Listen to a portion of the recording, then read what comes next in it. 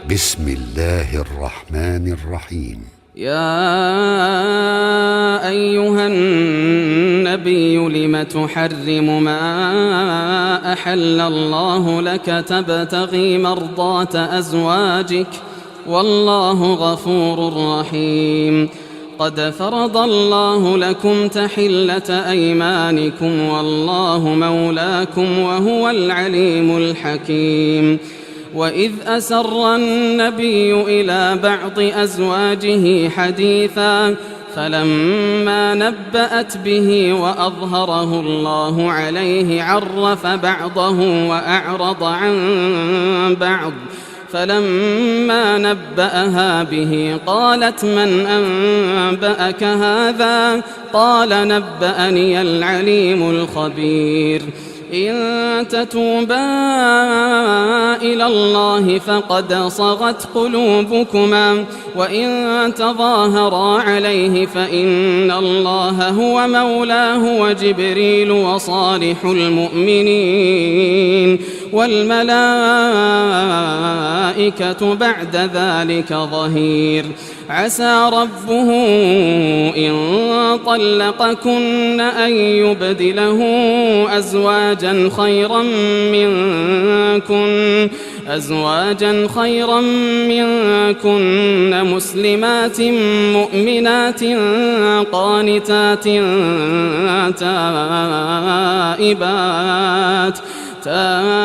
تائبات عابدات سائحات ثيبات وأبكارا. يا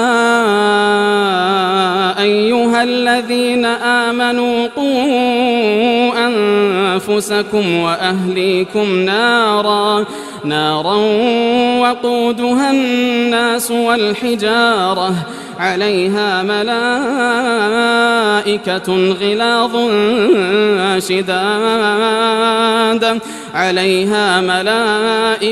غلاظ شداد لا يعصون الله ما أمرهم ويفعلون ما يؤمرون.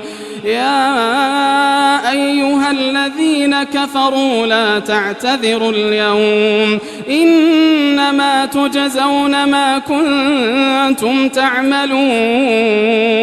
يا أيها الذين آمنوا توبوا إلى الله توبة نصوحا عسى ربكم أن يكفر عنكم سيئاتكم ويدخلكم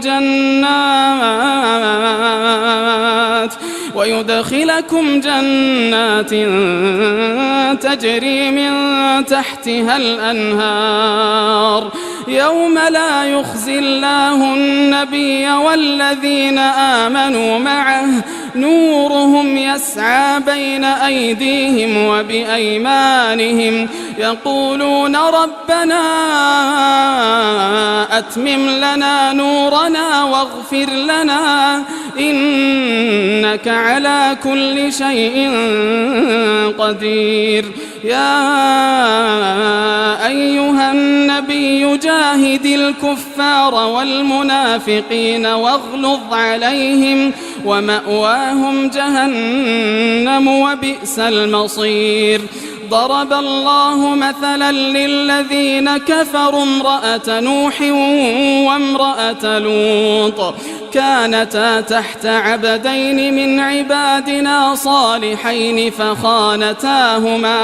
فخانتاهما فلم يغنيا عنهما من الله شيئا وقيل ادخلا النار مع الداخلين.